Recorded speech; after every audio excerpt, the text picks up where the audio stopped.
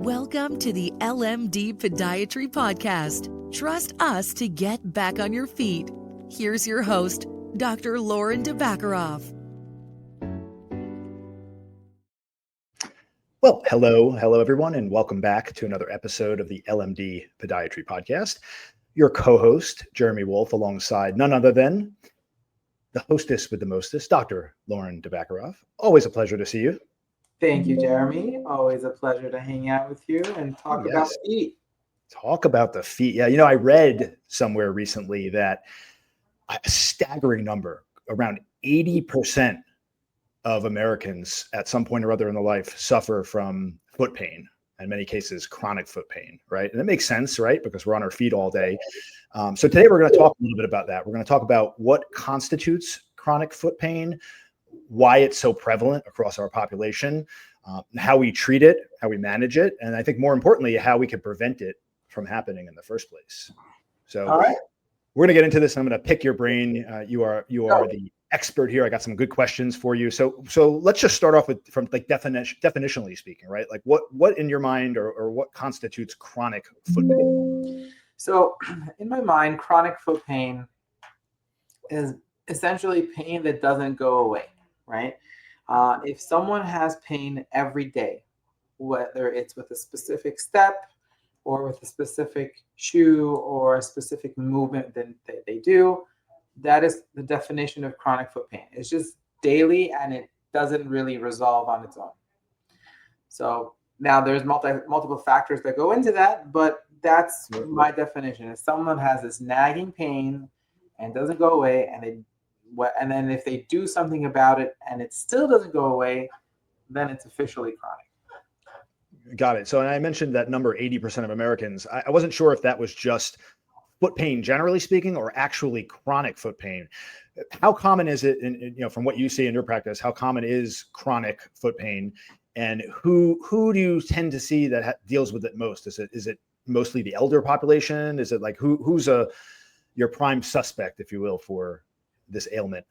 I mean, okay, so I see a lot of patients.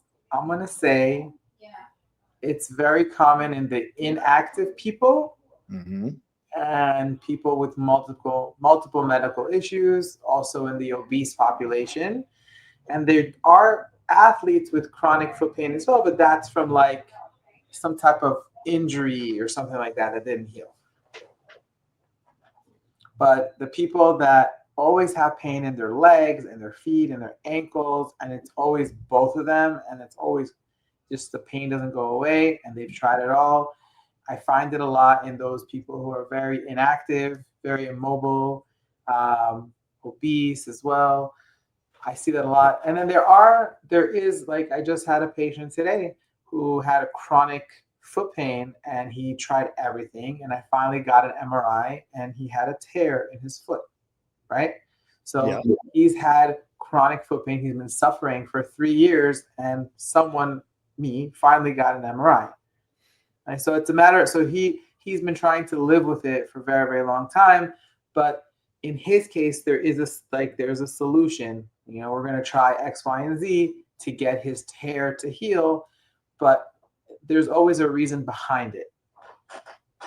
And he decided not to ignore it anymore because he's an athlete. Smart man. Glad he has you in his corner to help him through that process. Right. So I want to speak to a lot of people out there. I think there's a lot of people that experience some pain in their feet from time to time, and just ignore it. Right. In your practice, what are some of the biggest mistakes that people typically make when they first start feeling foot pain? Because I know from where I sit, I'm in pain. I'm often in pain, right? I run a lot, as you know, and a lot of times I have to kind of weigh in my head, is this just a pain that is not a big deal, or is it a bigger problem? Is there an actual injury underneath it? And there's like a line between there. How do you see that from your lens? So if it's a pain that you can't walk it off and it keeps coming back, you need to see a doctor for that. Some of the telltale signs of chronic foot pain would be like pain with the first step in the morning. Every time you wake up in the middle of the night to go to the bathroom or put your foot down in the morning, and your foot or your ankle or your leg is excruciating, something's going on. Okay. Or a lot of times when you have pain at the end of the day, meaning you had a normal day, you went to work, you went to Publix, you walked And around. your feet are aching, and Huh? you want to get off your feet. Your feet are aching, You and want to you're get off, they're burning and they're achy. At the end of the day, something's going on. So so the reason why I wanted to bring up chronic pain, it's not necessarily if there's like an acute injury per se. I wanted to more discuss about how to get people out of the pain cycle. But like, for example, the telltale signs would be like burning feet, tired feet, and the most common mistake is the person's shoe. Like I said, you have an obese population in America, and then they're wearing these thin-soled shoes that are not giving them any support. Not that I'm against barefoot walking. I'm not. There's this whole like there's this whole trend. I don't know if I want to call it a trend, but there's this whole ideology of strengthening all the intrinsic muscles of your foot to heal your foot and things like that. And that's great if you weren't obese, right? There's the zero drop shoes and toe yoga and things like that.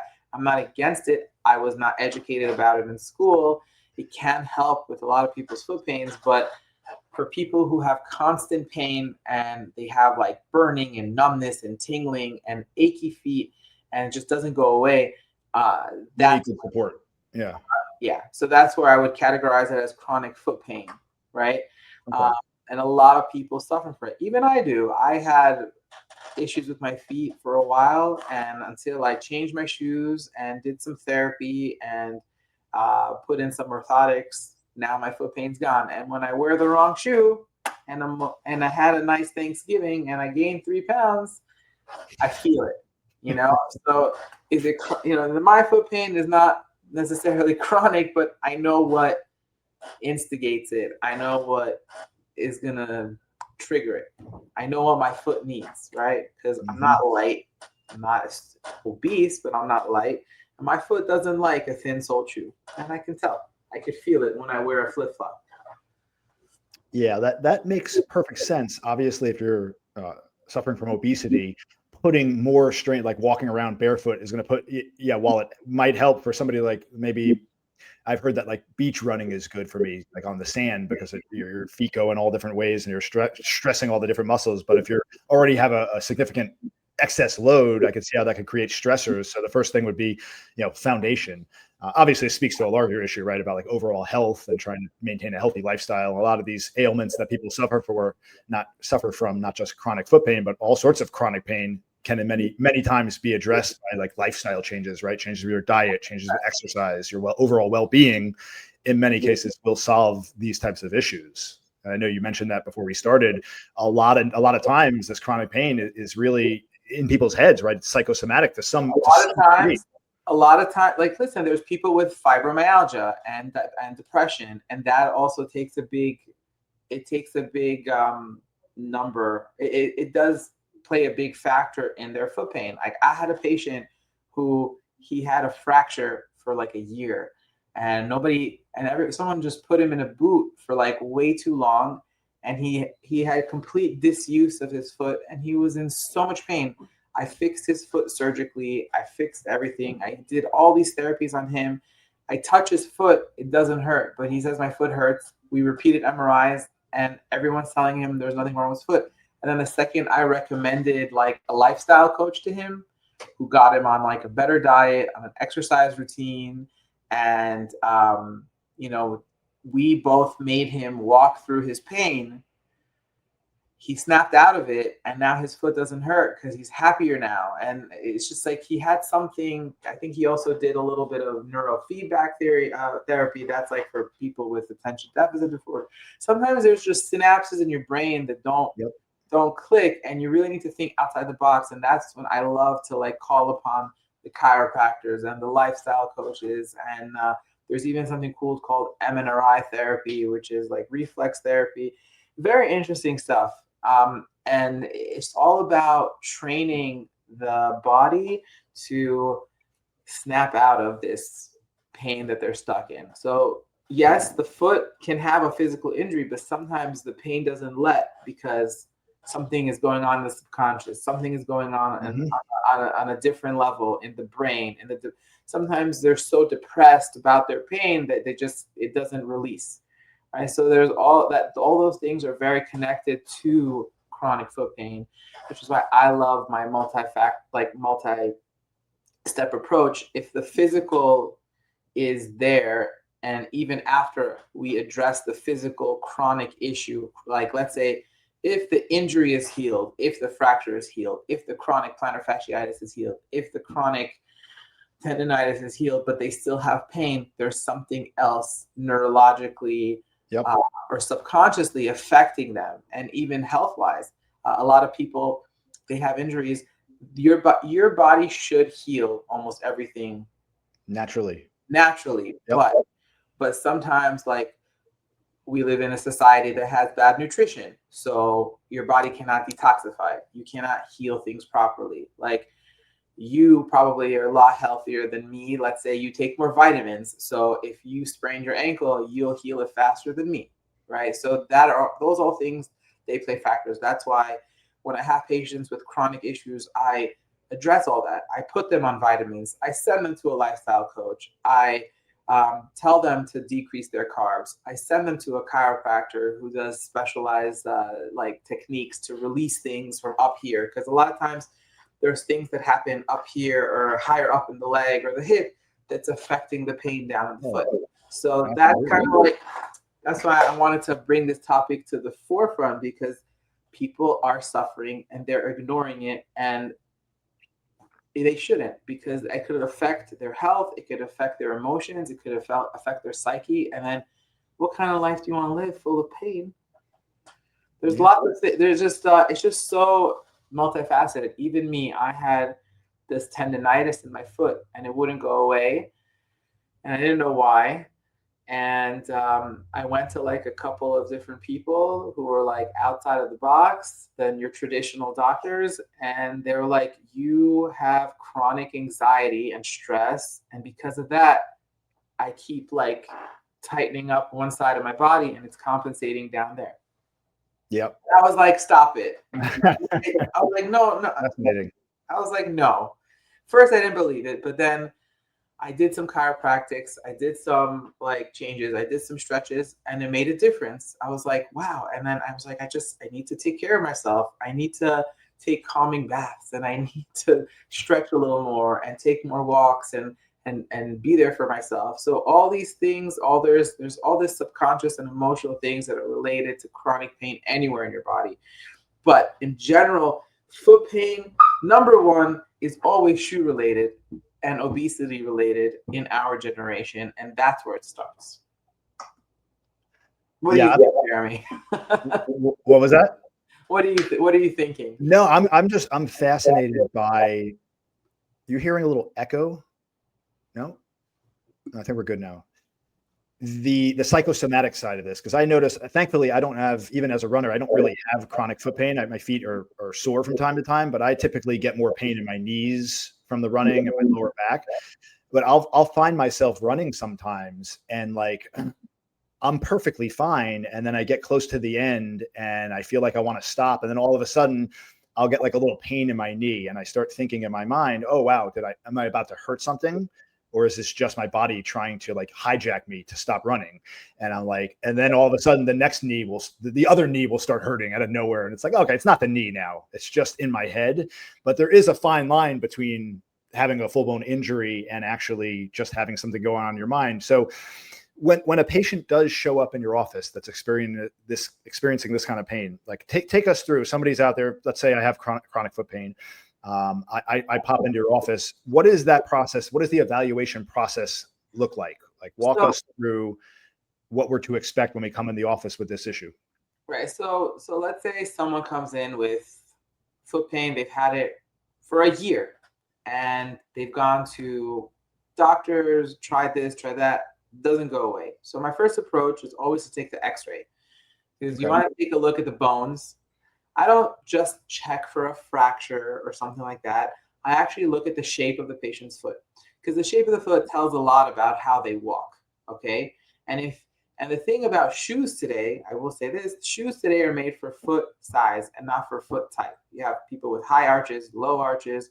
Back in the day, 100 years ago, all the shoes were custom made to your foot. Okay. A cobbler made the shoes. Exactly. And now you have where have all the cobblers gone? We need more cobblers. We need to bring back cobblers. Off the shelf shoes. You know, I'm a size 11, but no shoe is ever wide enough for my foot. You know, I have a wide foot and I have to keep looking, and I found my preferred brands, but they never really fit. Like always my toe like rubs a little, you know what I mean? So it's like the shoes today are not cut. So when I take the x-ray, I take 100%, I take a look at the shape of the foot, because the shape of the foot does, and the shape of the foot pair it with the wrong shoe will affect their pain. That's number one. And then when I don't see anything significant on the x-ray, I have an ultrasound machine in my office, and I take a look at the area of pain. I check for a swollen nerve, a torn joint, a torn ligament. I check for a strain on their tendon, something like that. So I like to see if there's an actual injury. Just the other day, I had a patient. She's like, I had pain on the top of my foot for a year, and she went to this doctor and that doctor, and they couldn't help her. The second I did the ultrasound, I was like, oh, here, you have a partial tear of your tendon. You need to go into a boot for 6 weeks. So sometimes chronic pain can, like, this person just didn't get the right imaging to figure out what was causing her pain. So now that we know what was causing her pain, she's going to immobilize her foot, and her tendon should heal itself and put itself back together. If it doesn't, we get an MRI, and hopefully she doesn't need surgery to stitch up the tendon, but she'll be okay. But it's just like different things like that. And it could be so easy to fix if the patients just come in. And if they don't fix it, then they can tear. Then they need surgery. Okay? There's also another aspect of chronic foot pain, I would say, like people with neuropathy or arthritis. That pain never goes away. And some people just don't want to deal with it. They pop Percocets and pills and Vicodins and gabapentin. No bueno. Not good, right? So, like, for example, one of my biggest like qualms with neurology, right? So if someone has neuropathy, which is very painful, their legs are burning and tingling, that is a chronic condition. It is related to the nutrition of the nerve. The nerve needs to wake up. My multifaceted approach is nourish the nerve, wake it up with the laser, wake it up with electric stimulation, like a TENS unit, buzz the crap out of the nerve, right? Wake it up, start walking, okay? Take a vitamin to help nourish the nerve. But then they go to the neurologist put them on Cymbalta, which is an antidepressant that actually helps with nerve pain, or they put them on gabapentin or Lyrica. Lyrica is also an antidepressant that helps with nerve pain. I'm not saying these things don't help, they just don't fix the root cause of the issue. And these patients, their issues get more and more chronic. Same thing with arthritis. They go to a rheumatologist. Okay, you have rheumatoid arthritis. I'm not saying they shouldn't be on medications, or someone just has like a wear and tear arthritis. They use the Aspercreme for their hands, and they go on these anti-inflammatories like diclofenac and meloxicam for years, and then they destroy their stomachs, right? Replace one problem for another, and you don't even fix the underlying problem in the first place. Right. So there's so much more, and a lot of these chronic issues, like neuropathy and arthritis, are related to health as well. You know, obviously, when someone has arthritis, I tell them don't eat dairy, don't eat gluten. It's gonna make your arthritis more. You're gonna inflame more, and there's studies about it. You know, that's when I pair them up with a lifestyle coach. Hey, you need to go on some vitamins and change your nutrition a little bit. Diabetics too, diabetic neuropathy. You need foods that are more rich in B vitamins. You need to cut the potatoes. You need to cut the carbs. It's my 5. I tell my patients, the diabetic patients, stay away from the 4 W's. No white rice, no white potato, no white pasta, and no white bread. Oh, come on. That's not it sucks, right? It sucks to live. but that goes back to nutrition, how like our food is devoid of nutrients, which is why our DNA cannot repair itself. So that's why these chronic issues really need to be addressed from all parts of the spectrum. Yep. And just give it a pill and ignore it. You should treat the root cause of the issue. I talk about it time and time and time again, how we live in this instant gratification, quick fix, high-paced society where, everybody is just looking for the magic pill, right? The one thing you could do, the one trick, the one social media video that you see that solves it all. And the hard conversation to have is the conversation about overall prevention, right? How do we prevent these problems from happening in the first place? Well, it goes back to the things that we all struggle with doing, building daily habits and routines and exercise and diet and mental wellness. And, for me, meditation, journaling, all these different things play into living a happy, productive lifestyle. Where I'm not great at this, but it's really all boils down to taking care of yourself and putting time aside for yourself. I had a patient yesterday, I haven't seen her for a year, and she says, I did everything you said, but because on the weekends I do laundry, I clean the house, that's when my foot hurts, and I can't do anything about it. I have to take care of the house. And I'm like, you need to take care of yourself.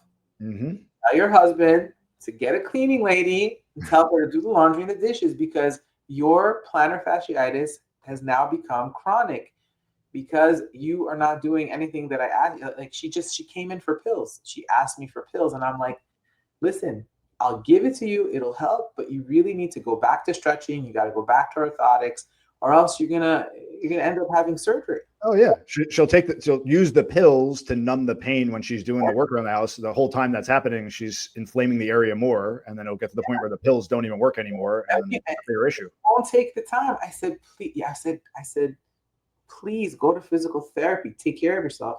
I had another patient, nice lady. I think she's like the wife of a rabbi or something like that, and the rabbi always has like a million guests in his house or whatever. And she had this really bad chronic Achilles tendonitis. And I tried everything on her because she didn't have time to take care of herself. And then I looked at her and I was like, listen, go to physical therapy. And then when she finally went to physical therapy and she took care of the root cause of the issues of how tight she is and all that kind of stuff, her Achilles tendon finally calmed down. And she even sent me like a message. She got my phone number from someone. And like she sent me like this amazing message on how thankful she was. She just had to stop worrying about the kids and worrying about her husband and all their guests all the time and just focus on herself. Just treat the root cause of the issue. Do the therapy, do the icing, get a massage, take the right vitamins. Now you're speaking my language. Cook yourself a healthy meal, and your body will like love you and thank you for it. Absolutely. It's simple, it's hard, but that's the thing. We live in this instant gratification society, and everybody wants things fast. Fix it now. Just like I told this guy, I was like, hey, you have a tear in your plantar fascia. Your body should heal it, but it's going to take about 7 weeks.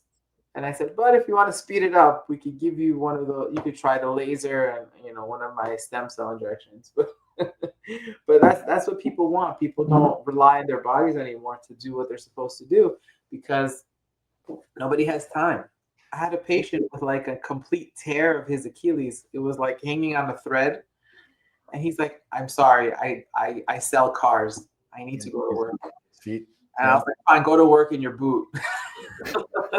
Just keep your boot on. And he paid me. He gave me all the money to use all my stuff that makes him heal fast. And he healed faster than most people, which was pretty impressive. But he's motivated. That's for sure. He's motivated. I don't care about the money. I just care about getting these patients better. It just takes time, and nobody has patience.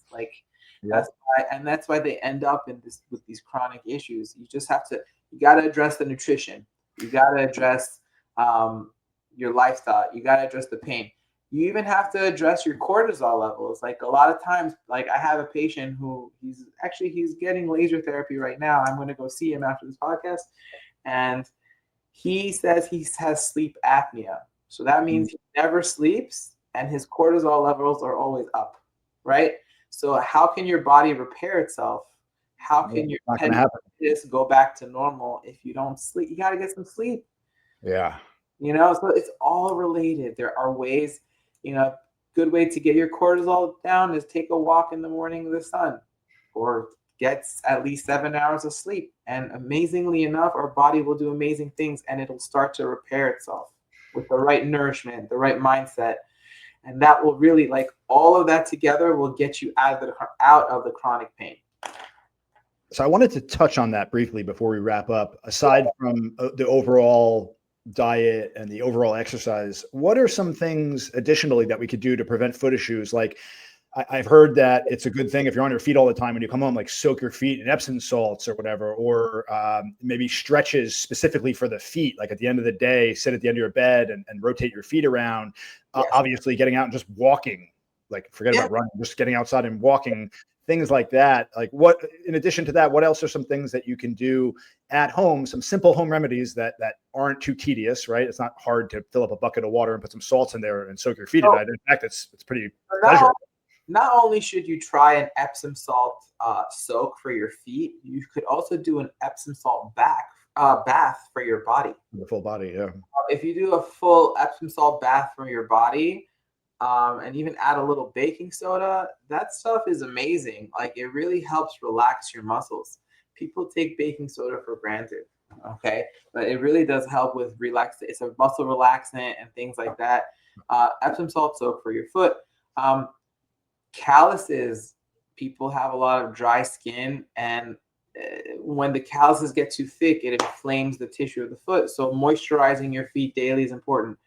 Stretching, just doing some calf stretches, just taking an exercise band or a belt and leaving it by your nightstand, and then just doing like these calf stretches like that, and just holding the hamstring and the calf up.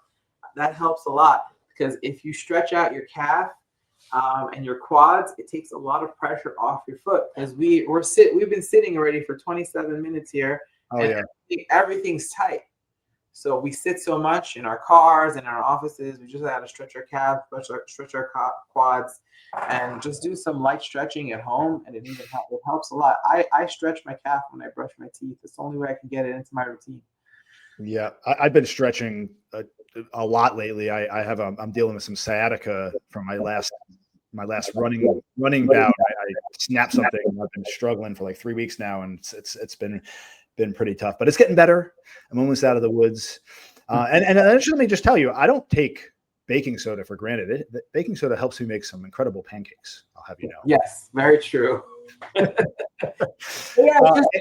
Just the TLC.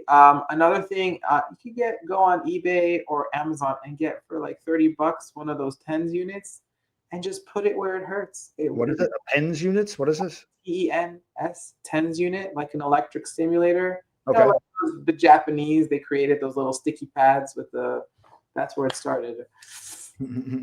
And they use it a lot of physical therapy. If you have a home unit, it helps a lot. It's just about taking care of yourself. Like, I have a neck massage, like a neck thing. I have it right by my bed. I just do it every night, and I don't have a stiff neck in the morning. It's great. So it's just about like trying to incorporate something: soaking, massaging, moisturizing, stretching. Those are the top things that you can do to prevent foot pain in general.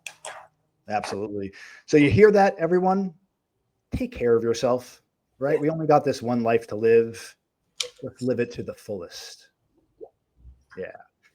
Cool. All right. Well, we'll leave it at that. Thanks, everyone, so much for joining us. Thank you, everyone. Magical journey. If you found this content useful, you know the drill. Don't forget to like, subscribe. If you've had your own issues, if we missed anything, let us know in the comments. We're always interested to hear your feedback. And if we did miss anything, or you leave an interesting comment, we'll bring it up on the next episode, and we'll fill you in on that. So with that, everyone, have a wonderful day. Take care, and we will catch you all next time on the next episode of the LMD Podiatry Podcast.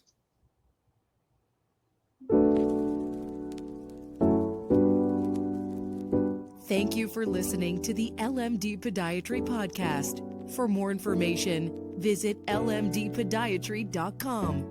That's lmdpodiatry.com. or call 954-680-7133.